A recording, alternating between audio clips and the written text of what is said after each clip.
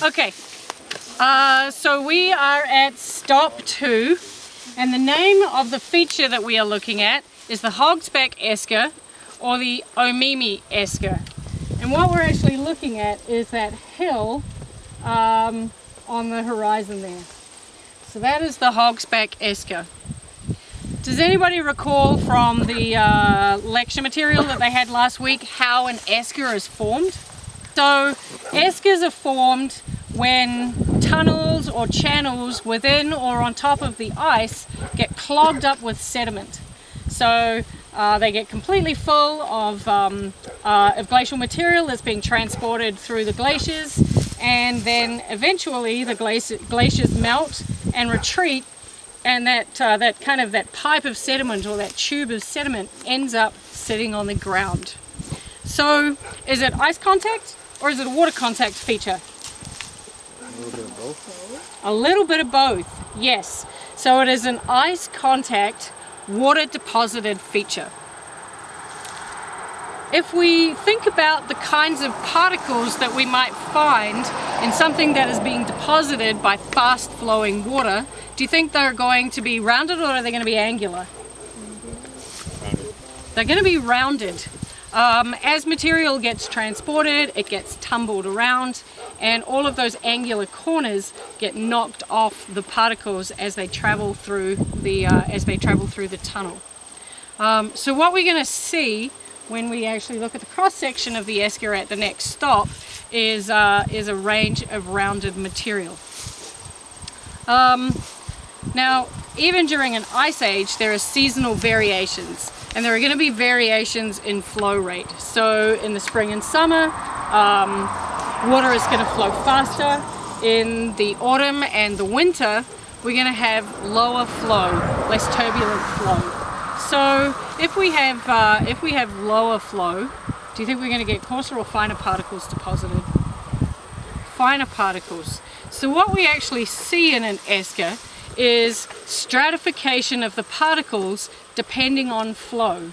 So we end up with areas of coarse gravel, cobbles and boulders, and then we have layers of fine to coarse sand and fine to coarse gravel interbedded between them.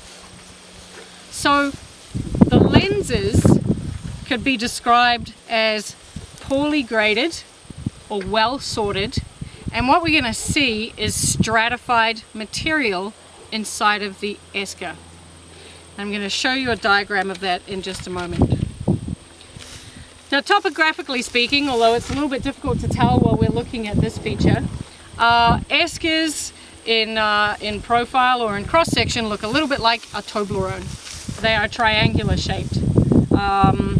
The steepness of the sides and the roundness of the top is a little bit dependent on the composition of the esker. So something that has got more gravel is going to be steeper and pointier, and something that has got more sand, a lower angle of repose, is going to be more rounded on the top, and the sides are going to be less steep.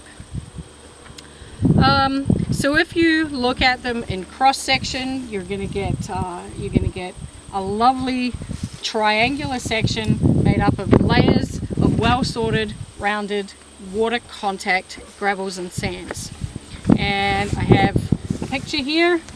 So doesn't that make you think of chocolate? Doesn't it make you want to go and eat a Toblerone? You know, it's that kind of the afternoon, right? Okay. What do you think the silt and clay content in something that is formed by fairly rapidly moving water is going to be? It's going to be high or low? It's going to be fairly low. The turbulent water is going to move those silts and clays out of the way. It's going to deposit them much further away, and we're not going to have very many small particles inside. So if we think about an esker in terms of drainage, internally, is it going to be well drained or is it going to be poorly drained? It's going to be well drained. There's lots of interconnected pore space in an esker. So that has some implications for soil development. If if a gravelly or a sandy deposit is not really holding on to much water, are you going to get much in the way of soil formation on the top, do you think? No. So that's going to influence the type of vegetation that we would find on the top of an esker. What kind of vegetation do you think would thrive in that sort of environment? Fine. What's that? Fine. Pine trees, potentially, yep. In more general terms, what do you think we would be looking for? Essentially anything that is hardy and is going to thrive in an environment with very little water. So trees and plants that are drought tolerant, coniferous trees, things like, what have we got here? Things like cedars and sumacs, conifers, those sorts of plants are going to grow. You're not going to find much in the way of hardwoods up there because they need better soil conditions, they need a lot more water. The aerial extent of this particular esker is about 40 kilometers long, but eskers elsewhere in the world have been up to about 130. There's one in Nunavut that's about 135 kilometers long. These are very narrow, quite long features, and they're often sinuous. So they kind of move in a snake-like fashion across the landscape. They essentially look like rivers. They look like upside-down rivers if you were to look at them using some kind of remote sense technology, so satellite imagery or an aerial photograph or something like that. Isn't that basically like what they are, kind of? They essentially are. They're, you know, the sediment that's left behind after the flow of the river has disappeared. So they did form as rivers within the ice. Now, just as we got off the bus, there was a truck that drove past us heading in that direction. It's been pretty quiet so far, but we'll probably see some more. Where do you think those trucks are going? Up. So it's going to an aggregate pit. It's going to a gravel pit. And we'll see that as we get a bit further up the road. So eskers are a very valuable source of aggregates.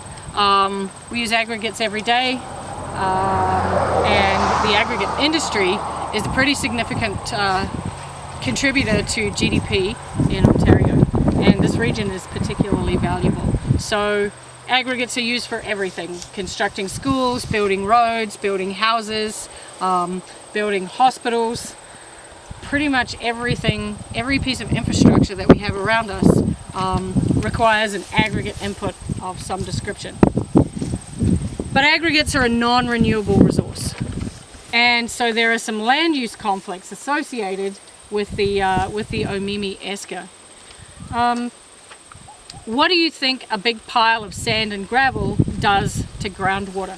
What do you think it acts like? Acts like a giant filter. So eskers, and this esker particularly, is a groundwater recharge area. So it filters water, sends it to the aquifer, and there are people who live in Omimi who actually utilize that groundwater for drinking purposes, people who are not on municipal services.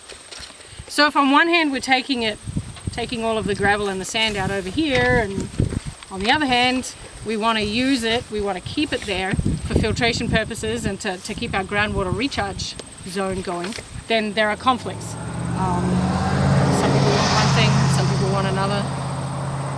So it's a pretty tricky situation between conserving and exploiting. A couple of other issues with land use on the Omimi esker. It's used for recreational purposes and conservation. So again, the aggregate industry is in conflict with that. But one of the other issues in this particular location is that some of the old abandoned pits were utilized as landfills. They're not anymore, but there are a number of landfills in abandoned pits within the Omimi esker. So what can you see as a potential problem using these kinds of materials as landfills? Yeah, the runoff. So what you're going to end up with is toxic leachate from the landfills that's percolating into the aquifers. And there have been a number of wells in the Omimi area that have been contaminated, and so the drinking water is no good anymore. Toxic leachate from landfills has been known in various places around the world to cause illness and death. So not an ideal situation.